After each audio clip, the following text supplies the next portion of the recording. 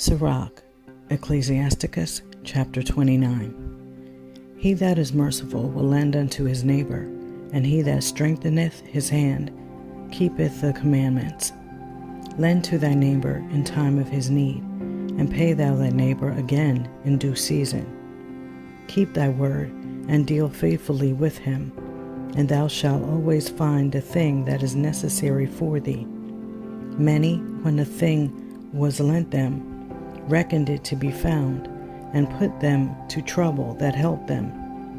Till he hath received, he will kiss a man's hand, and for his neighbor's money he will speak submissively.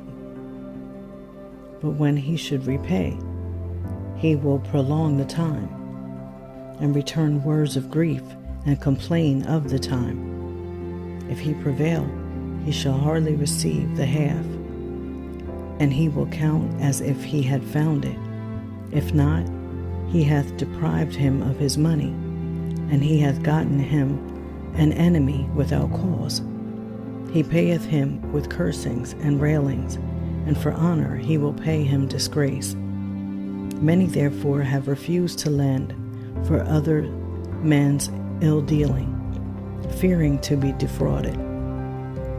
Yet have thou patience with a man in poor estate, and delay not to shew him mercy.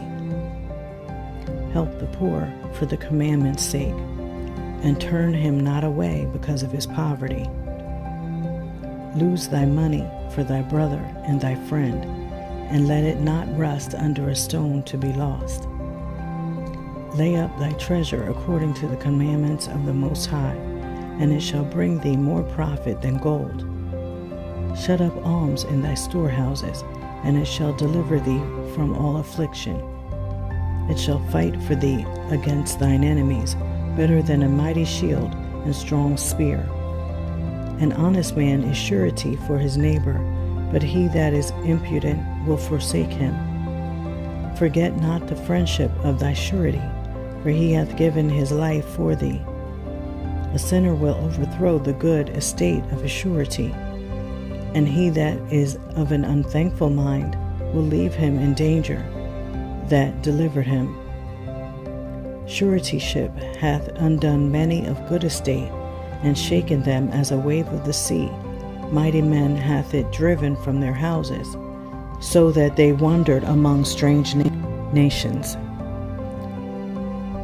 A wicked man transgressing the commandments of Yahudah shall fall into suretyship, and he that undertaketh and followeth other men's business for gain shall fall into suits.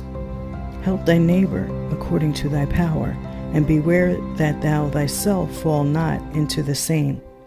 The chief thing for life is water and bread and clothing, and an house to cover shame. Better is the life of a poor man in a mean cottage than delicate fare in another man's house.